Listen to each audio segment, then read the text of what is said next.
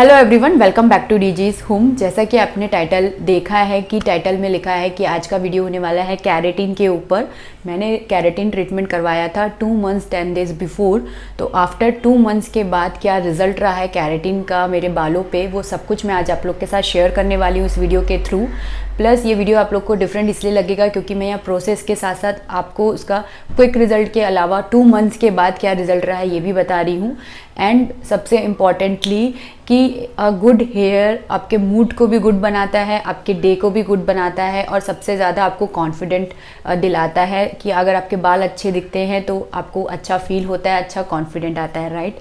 तो चलिए इस वीडियो को शुरू करते हैं। Let's get started.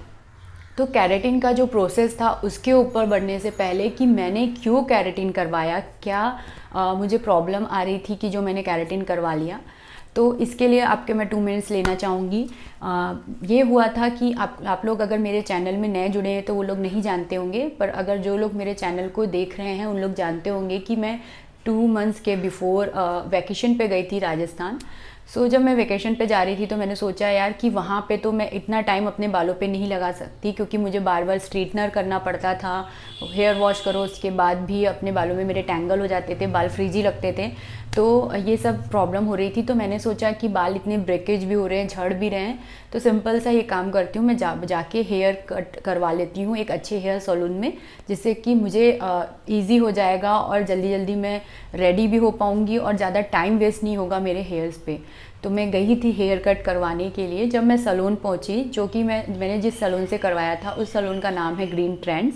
मैंने पिछली बार कलरिंग भी वहीं से करवाई थी, अपने हेयर्स पे बैलियर्स करवाया था फर्स्ट टाइम, मैंने कभी उसके पहले कलरिंग नहीं करवाई थी।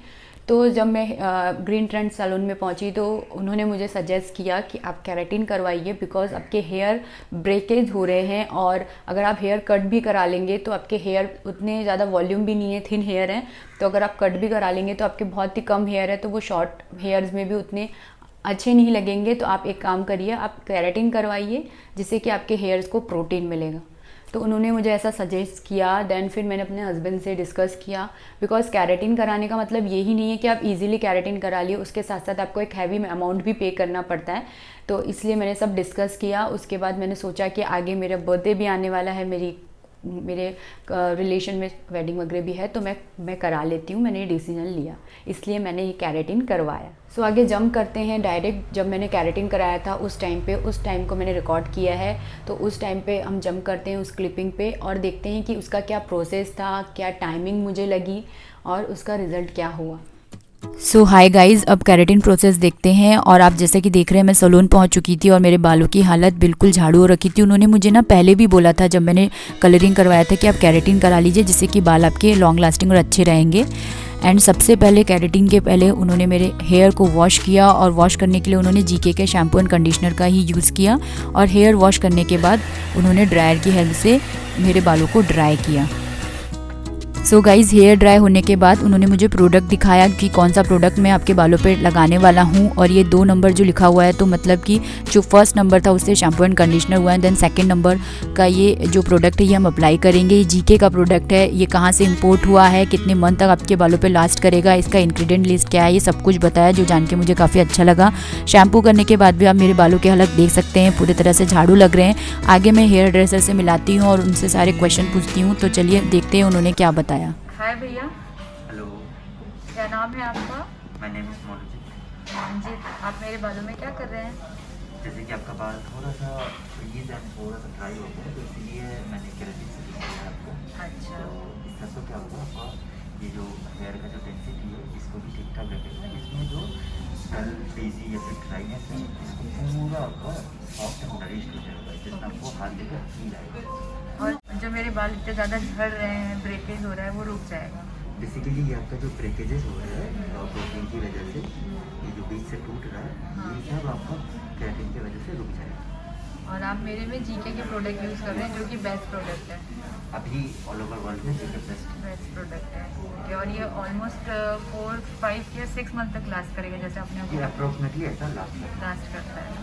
अगर केमिकल प्रोसेस है उसमें थोड़ा कम करता है, नेचुरल है ना, हेयर में थोड़ा कम लास्टिंग करता है, नेचुरल हेयर पे बहुत काम करता है। ओके, एंड इसमें मुझे ज़्यादा कुछ करने की ज़रूरत नहीं, सिर्फ जो शैम्पू एंड कंडीशनर जिंक लिखा है वही मुझे बस यूज़ करना है। ओके, सो गाइज़ यहाँ पे उन्होंने मुझे प्रोडक्ट भी निकाल के कि मैं क्या प्रोडक्ट कितना यूज़ करने वाला हूँ सब उन्होंने मुझे बताया दिखाया, और एकदम पतले पतले बालों के पोर्शंस लेके उसमें उन्होंने प्रोडक्ट को अप्लाई किया, और काफ़ी टाइम लग जाएगा करके एक और बंदे को बुला के उन्होंने ये लगवाना स्टार्ट कराया, ताकि मुझे क्योंकि जल्दी भी थी ताकि ये प्रोसेस जल्दी हो जाए, क्योंकि ये इस प्रोसेस में थोड़ा टाइम आपको लगता है।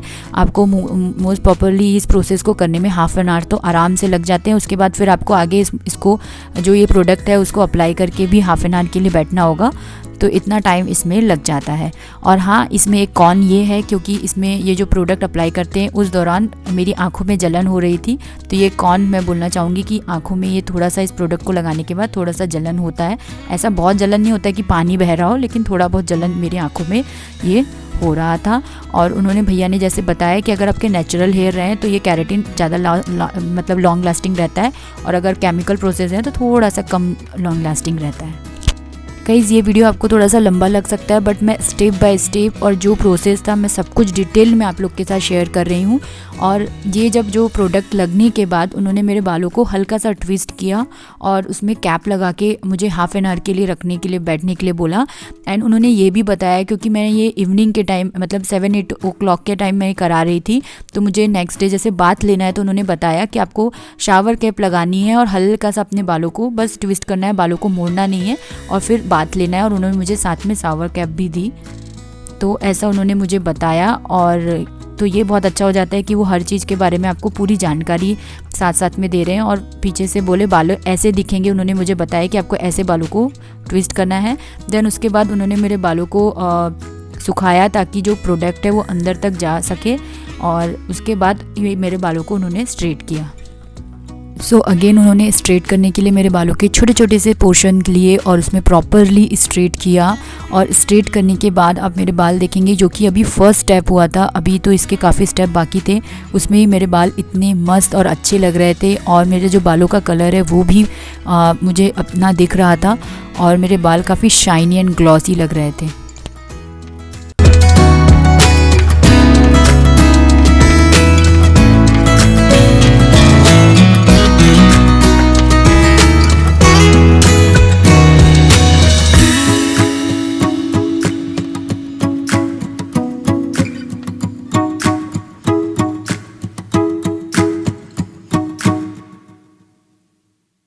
सो गाइज़ 24 घंटे के बाद उन्होंने मुझे बुलाया, क्योंकि मेरे बाल चेक करने के लिए कि अगर कहीं से मुड़े या कुछ हुए तो वो स्ट्रेट कर दें। तो उन्होंने मुझे सेकंड डे बुला के स्ट्रेट किया था, और अब मैं ये थर्ड और लास्ट डे आ गई हूँ जिसमें आज मेरे हेयर को वॉश होने वाले हैं। तो अगेन मैं इवनिंग में ही आई थी और उसके दूसरे दिन ही मुझे राजस्थान के लिए निकलना था। तो अगेन उन्होंने मेरे बालों को स्ट्रेट किया थर्ड टाइम, एंड उसके बाद मेरे बालों में को वॉश किया जाएगा। एंड गाइज़ स्ट्रेटनिंग होने के बाद 10-15 मिनट्स रुकने के बाद हेयर को उन्होंने मेरे वॉश करवाया सेम कंडीशनर एंड शैम्पू से, जीके के प्रोडक्ट से ही। एंड उसके बाद मेरे बालों को ड्राई किया गया ड्रायर से। अब इसके बाद स्ट्रेटनर का यूज़ या कोई भी हीटिंग टूल का यूज़ नहीं होगा। एंड इसके बाद मैंने बोला कि मेरे बालों को थोड़े से कट कर दीजिए, तो उन्होंने मेरे बालों को थोड़ा सा कट करके सामने से स्टाइल करके दिया और बालों में सीरम भी लगाया। तो उसके बाद फाइनल रिज़ल्ट आप देख सकते हैं, ऐसे मेरे बाल लग रहे हैं। सो सारे प्रोसेस के बाद क्विक रिजल्ट कैरेटिन का ऐसा था guys, shiny, glossy, smooth, soft और स्ट्रेट लग रहे थे, थोड़े से फाइन लग रहे थे बिकॉज कैरेटिन तुरंत हुआ था। अब 2 मंथ्स के बाद इसके क्या प्रोज कॉन्स है और कैसे बाल लगते हैं, सब कुछ के बारे में अब बात करते हैं। तो ये तो हुआ मैंने कैरेटिन क्यों करवाया, क्या प्रोसेस था, और अब हम बात करते हैं उसके क्या प्रोज लगते हैं मुझको और क्या कॉन्स लगते हैं। तो सबसे पहले प्रोज और कॉन्स बताने के पहले अभी जो फ़िलहाल मेरे हेयर हैं वो मैं आप लोगों के साथ शेयर कर देती हूँ। ये मेरे हेयर है, इसको मैंने 3 डेज़ बिफोर वॉश किया है। मैंने वॉश 3 डेज़ बिफोर ही किया था, उसके बाद मैंने वॉश नहीं किया है, ना ही मैंने कोई स्ट्रेटनर यूज़ किया है। और सिंपल मैंने जो उन्होंने मुझे शैम्पू एंड कंडीशनर रिकमेंड किया था वही यूज़ किया है, और जो उसके साथ सीरम था। उसके अलावा मैंने अपने हेयर्स पे कुछ भी नहीं लगाया। आप जैसे कि देख सकते हैं ये मेरे हेयर्स हैं। अभी भी ये स्मूथ हैं, शाइनी हैं एंड इस पे अभी भी कोई भी फ्रिज नहीं है कि कोई फ्रीजी हेयर लग रहे हों, और बहुत इजीली ये टैंगल नहीं होते हैं मेरे हेयर पे। कैरेटिन का सबसे पहले एक मतलब मैं बताना चाहूँगी कि कैरेटिन आपके बालों को स्ट्रेट नहीं करता है, वो आपके बालों को स्मूथ करता है, आपके बालों से फ्रिज हटाता है। तो कैरेटिन एक प्रोटीन है जो आपके बालों में केमिकली इंजेक्ट किया जाता है, जो कि कैरेटिन आपके बालों में ऑलरेडी होता है, बट वो समय टू समय टाइम के साथ वो हट जाता है। और आप जैसे हैवी केमिकल यूज़ कर रहे हैं या ट्रीटमेंट करवा रहे हैं, या जैसे मैंने बालियास हेयर कलरिंग करवाया तो उसके कारण आपका जो नेचुरल कैरेटिन है वो हट जाता है, इसके कारण आप कैरेटिन करवाते हैं। एंड चलिए प्रोज़ की बात करते हैं। तो प्रोज़ में तो सबसे अच्छा है कि ये आपके टाइम को बचाता है, आपको अब स्ट्रेटनिंग हीटिंग टूल्स की ज़रूरत नहीं होती है कि आपको स्ट्रेटनर करना पड़ेगा, नहीं तो आपके बाल और ज़्यादा फ्रीजी लगेंगे। आपके बालों में फ्रिज नहीं है, आपके बालों में टैंगल नहीं है, आपके बालों में स्प्लिट एंड्स नहीं है, तो ये सबसे अच्छी बात हो जाती है। और आपके बाल मैनेज करने में भी ईजी हैं। आपको ऐसा नहीं है कि अब मुझे हर वीडियो बनाने के पहले ये नहीं सोचना पड़ता है कि मुझे अपने हेयर में हाफ एन आवर लगेंगे और मुझे हेयर वॉश करके ही बैठना है, ये सब मुझे नहीं सोचना पड़ता। तो ये मुझे सबसे अच्छी बात लगती है, बिकॉज़ मैं एक ऐसी सिटी में रहती हूँ जहाँ की पोल्यूशन भी है और थोड़ा सा यहाँ का जो एटमॉस्फेयर है वो चिपचिपा साइड है, तो मेरे जो हेयर्स है उसमें बहुत जल्दी ऑयल प्रोड्यूस हो जाता है। तो इसके कारण मुझे ये सब सारी जो परेशानियाँ पहले हो रही थी, अब मैं कहीं बाहर जाऊँ तो मुझे ये नहीं है कि मुझे अपने बालों को पहले तैयार होने के पहले अब मुझे स्टाइल करना पड़ेगा। तो सिंपली अब मैं हेयर वॉश करके अपने नेचुरल लुकिंग बालों में भी बाहर अच्छे से जा सकती हूँ। तो ये सबसे अच्छा प्रोज लगता है मुझे, और मेरे बाल हेल्दी लगते हैं। देन अब कॉन्स की बात करते हैं। तो यहाँ मैं कौन नहीं बोलूँगी, जो ये ट्रीटमेंट के बारे में है कि इस ट्रीटमेंट को कराने के बाद आप ऑयलिंग नहीं कर सकते, बिकॉज अगर आपको ऑयलिंग और मसाज करना पसंद है तो आप ऑयलिंग नहीं कर सकते। आप जितना ज़्यादा अपने बालों में ऑयलिंग करेंगे उतना ज़्यादा ही आपको शैम्पू का यूज़ करना पड़ेगा उसको निकालने के लिए। तो ये जो कैरेटिन होता है वो आप एवरी वॉश के साथ साथ वो कैरेटिन निकलता जाता है।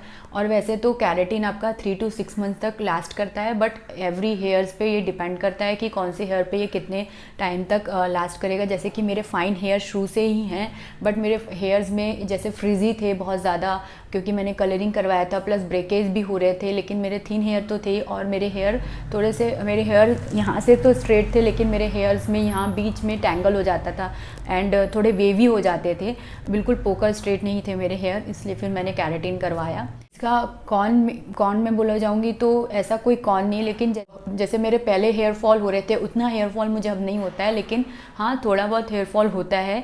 लाइक मुझे 2-4 बाल ऐसे झड़ते हैं। तो ये नहीं है कि आप कैरेटिन ये सोच के मत कराइएगा कि नहीं इससे तो हेयर फॉल नहीं होगा। हाँ कुछ पीपल्स में वो नहीं होता होगा, बट ऐसा नहीं है कि बिल्कुल ही बंद हो जाए हेयर फॉल होना। एंड ये लास्ट तभी करेगा जब आप इसको अच्छे से मेंटेन करेंगे, like not oiling and all. तो आप मेंटेन अच्छे से करेंगे तो ये लास्ट तभी अच्छे से करेगा, और प्रॉपर उसके शैम्पू एंड कंडीशनर का आपको यूज़ करना है तभी ये लास्ट लॉन्गिंग रहेगा। सो ये था कैरेटिन के ऊपर। अब इसकी बात कर लेते हैं कि इसमें आपको क्या अमाउंट पे करना पड़ता है और आपको कहाँ कैसे करवाना चाहिए। तो सबसे इम्पॉर्टेंटली आपका चाहे कोई सैलून में कराएं चाहे आप कोई पार्लर में करवाएं, आपको एक प्रोफेशनल के थ्रू कराना चाहिए। वो प्रोफेशनल को पूरा नॉलेज होना चाहिए उस ट्रीटमेंट के बारे में, प्लस वो जो प्रोडक्ट यूज़ कर रहा है वो ऑथेंटिक प्रोडक्ट होना चाहिए, प्लस उसके जो टूल्स वो हीटिंग टूल्स यूज़ कर रहा है वो भी ऑथेंटिक होना चाहिए। एंड आपके बालों के बारे में आप उसको सबसे पहले पूरा अच्छे से बताइए कि ये प्रॉब्लम है और ऐसा ऐसा हो रहा है, तभी आप ऐसी जगह पे करवाइए। एंड अगर आपके बालों में कुछ प्रॉब्लम है या हेयर लॉस हो रहा है तो आप पहले अपने डर्मेट से पूछ लीजिए, जहाँ उसके बाद आप करवाइए। जैसे आप कैरेटिन कराते हैं तो उसमें आपको कितना पे करना पड़ता है, तो ये 5000 से स्टार्ट होता है। उसके अलावा आपके कम हेयर है तो उस हिसाब से, और आपके लेंथ ज़्यादा है तो उस हिसाब से इसमें आपको पे करना पड़ता है। बट आप कभी भी अगर ऐसे जो बड़े सैलून्स होते हैं या कुछ ना कुछ उसमें डिस्काउंट्स रहते हैं, तब आप डिस्काउंट्स में भी आप जा सकते हैं। जैसे कि मैंने डिस्काउंट में कराया है तो कुछ ना कुछ डिस्काउंट मुझे मिला, तो ऐसे आप डिस्काउंट में कराएंगे तो आपके लिए बहुत अच्छा हो जाएगा एंड आपके पैसे भी थोड़े बच जाएंगे। और या तो आपको कोई और सर्विस जैसे कराना है तो वो सर्विस आपको फ्री हो जाएगी, तो आप ऐसे भी करा सकते हैं। एंड कॉन्स में यहाँ पे मैं एक दो बात और करना चाहूँगी कि जैसे कि मैंने कॉल में आपको बोला कि हेयर फॉल ऐसा नहीं है कि नहीं होता है, बट मुझे हेयर फॉल अभी 15-20 डेज से हो रहा है बिकॉज ऑफ जो मेरे बालों में थोड़ा बहुत डैंड्रफ हो गया है विंटर के कारण, और मुझे विंटर में होता ही है डैंड्रफ, तो उसके कारण मुझे हेयर फॉल हो रहा है। तो हो सकता है कि ये जो डैंड्रफ है उसके कारण मुझे हेयर फॉल हो रहा है, तो हो सकता है कि ये उसके कारण हो रहा हो। अगर आपके हेयर में डैंड्रफ नहीं है या कोई प्रॉब्लम नहीं है और मेरे हेयर में थोड़े ऑयल ज़्यादा प्रोड्यूस होता है, तो उसके कारण भी ये प्रॉब्लम मुझे हो रही है। जैसे कि मेरे वैसे भी थिन हेयर थे, ज़्यादा मेरे हेयर में डेंसिटी ज़्यादा नहीं थी। तो अब अगर आपके बालों में कोई ट्रीटमेंट हो रहा है और अगर आपके बालों को वो स्ट्रेट कर रहा है, तो वो आपके डेंसिटी से कम होती है, क्योंकि वो आपके बालों को और स्ट्रेट हो रहा है। तो उसके लिए बाकी ऐसा नहीं है कि आपके बालों को ये बहुत ही पतला बना देगा या ये कर देगा, बट वो आपके बालों पे डिपेंड करता है। तो ये एक कॉन नहीं है, लेकिन एक आपको ये भी बताना चाहती हूँ कि ये आपके बालों में, क्योंकि वो स्मूथनिंग का प्रोसेस होता है, आपके बालों को वो स्ट्रेट करने का प्रोसेस होता है, तो आपके बालों की जो बोलना चाहिए आपके बालों में जो घनत्व है वो थोड़ा सा आपका कम हो जाता है। ये डेफिनेटली होता है बिकॉज वो हेयर टू हेयर पे भी डिपेंड करता है। लास्ट में मैं ये भी बताना चाहूँगी कि जैसे मुझे अभी डैंड्रफ हो गया है, तो मैंने वापस सैलून में जाके उनसे जो हेयर ड्रेसर थे उनसे बात करी, उनसे पूछा, तो उन्होंने मुझे बताया कि आप कंटिन्यूसली यूज़ मत कीजिए, बट आप एंटी डैंड्रफ शैम्पू आप वीक में 1 या 2 बार आप यूज़ कर लीजिए, जिससे कि आपका डैंड्रफ चले जाए, तो जिससे आपका हेयर फॉल नहीं होगा। एंड आपके बालों में अभी भी कैरेटिन है, तो 2 मंथ्स के बाद भी मैं जब गई तो उन्होंने मुझे बताया सब कुछ। तो आप ऐसे कभी भी सैलून में जाइए जहाँ की आपको सेटिस्फेक्शन रहे कि आप जाएँ, आप आराम से बात करें, और कैरेटिन होने के बावजूद भी बात ख़त्म होने के बाद भी कि ट्रीटमेंट हो गया उसके बाद भी आपसे वो मिलें, आपको समझाएं, बात करें अगर आपके हेयर में कोई प्रॉब्लम हो तो। एंड लास्टली ये क्वेश्चन ज़रूर आएगा मन में कि मैंने स्मूथनिंग क्यों नहीं करा लिया, मैंने कैरेटिन क्यों करवाया, क्योंकि स्मूथनिंग तो ज़्यादा लॉन्ग लास्टिंग रहता है एंड आप सेम अमाउंट ही पे करते हैं। स्मूथनिंग मैंने इसलिए नहीं कराया क्योंकि मेरे जो हेयर के टाइप से हेयर की हालत थी वो बिल्कुल ख़राब हो चुकी थी, झाड़ू हो चुके थे हेयर सही बोलूँ तो, एंड उसमें पूरा फ्रीज हो चुकी थी। तो उस हेयर पे मुझे नहीं लगा कि मैं इतना हार्श केमिकल अप्लाई करूँ, क्योंकि जो स्मूथनिंग होता है उसमें तो आपके बालों को बिल्कुल पोकर स्ट्रेट किया जाता है, तो केमिकल भी वैसे ही होता है एंड प्रोसेस भी वैसे ही होता है। एंड उसमें बाद में ज़्यादा साइड इफेक्ट मुझे ऐसा लगता है कि मैंने जितना रिसर्च किया उसमें बाद में साइड इफेक्ट लगते हैं। ये कैरेटिन एक प्रोटीन होता है जिसमें कि उतने साइड इफेक्ट नहीं होते, इसलिए मैंने ये कराया। हाँ, आई नो कि ज़्यादा लॉन्ग लास्टिंग नहीं रहेगा, बट जो मेरे हेयर है नेचुरल हेयर है, इतना स्ट्रेट भी नहीं रहेगा, लेकिन वो नेचुरल लुकिंग हेयर रहेंगे, इसलिए मैंने ये करवाया। और ये मेंटेनेंस के ऊपर डिपेंड करता है, आप उसको कैसे मेंटेन करते हैं उस हिसाब से, और आपके हेयर टाइप पे डिपेंड करता है कि कब तक लॉन्ग लास्टिंग रहेगा। सो गाइज़, यहाँ पे ये वीडियो होता है एंड यहाँ पे मैंने आपको मेरा जो एक्सपीरियंस था इस कैरेटिन ट्रीटमेंट का, बिफोर आफ्टर, जो मेरे को प्रॉब्लम हुई, जो सब कुछ मैंने आप लोग के साथ शेयर किया है। Hope you like this video. और अगर आप कैरेटिन कराने जा रहे हैं तो इस वीडियो को देखेंगे तो आपको बहुत ज़्यादा हेल्प मिलेगी। और अगर आप नहीं भी कराने जा रहे हैं तो भी आप इस वीडियो को देखिए, आपको पता तो चलेगा कि कैरेटिन क्या होता है और उसका इफ़ेक्ट क्या होते हैं। एंड ये आपके ऊपर डिपेंड करता है कि आपको कैरेटिन कराना है नहीं कराना है, और आपके हेयर टाइप पे डिपेंड करता है। आप अपने डर्मेट से भी सलाह ले सकते हैं, अगर आपके हेयर फॉल वगैरह ज़्यादा हो रहे हैं तो आपको कैरेटिन कराना चाहिए या नहीं कराना चाहिए। तो ये यहाँ पे मेरा वीडियो एंड होता है। Hope you like this video and hope you like my channel. अगर आपको वीडियो अच्छा लगता है, मेरा चैनल अच्छा लगता है, तो please subscribe to my channel. And आपके अगर कोई भी क्वेश्चन होगा, कोई क्वेरी होगी, तो प्लीज़ कमेंट बॉक्स पे छोड़ दीजिएगा, मैं पूरी कोशिश करूँगी उसका रिप्लाई करने की। तो मैं मिलती हूँ आपको मेरे नेक्स्ट वीडियो के साथ। जब तक के लिए bye and take care all and thank you for watching.